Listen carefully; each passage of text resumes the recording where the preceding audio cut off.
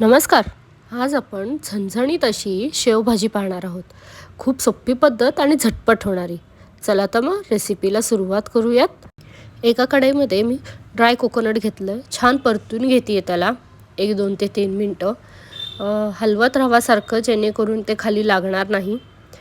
आता आपला कोकोनट छान परतून झाला आहे, गोल्डन असा झाला आहे. मी मिक्सरच्या जारमध्ये काढून घेते. त्याच पॅनमध्ये मी पुन्हा 1 स्पून तेल घालून घेते आणि आलं, लसूण आणि कांदा हे तिन्ही गोष्टी छान परतून घेते.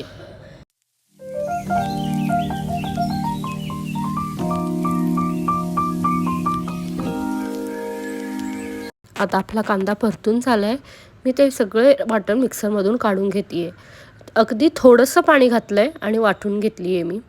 त्याच कढईत मी 1 स्पून ऑइल घालून घेतलं आहे आणि परत ते वाटण आपलं घालून घेते. छान त्याला 1-2 मिनटं मी परतून घेते.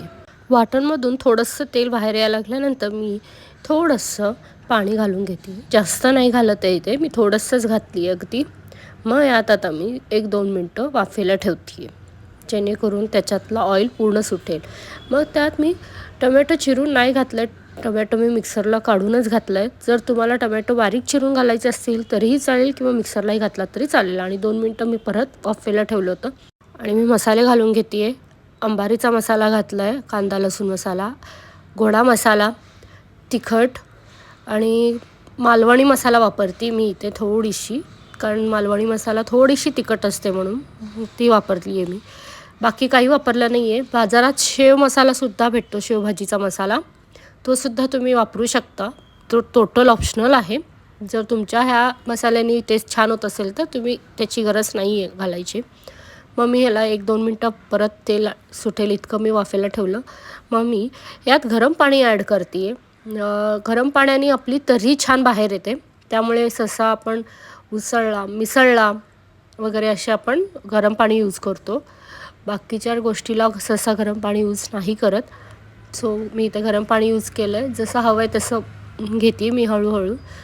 मग काही नाही, एक उकळी येऊ दिली छान अशी. मग त्याच्यावर कोथिंबीर घालून घेतली आणि मस्त झाली आपली शेवभाजी. आणि सर्व करण्याच्या आधी 2 मिनटं आधी शेव घाला बस. आणि बाजारात तिखट शेव भेटतात, तेच शेव वापरते मी, बाकी काही नाही घेतलं आहे. झाली ना आपली शेवभाजी, पटकन आणि झटपट आणि झणझणीत झाली. तुम्हीसुद्धा नक्की ट्राय करा आणि कमेंट करून सांगा कशी झाली आहे. आणि हां, तुम्ही कशी बनवता तेही सांगा, मी तशीही करेन नक्की. मलाही आवडेल ती टेस्ट करायला.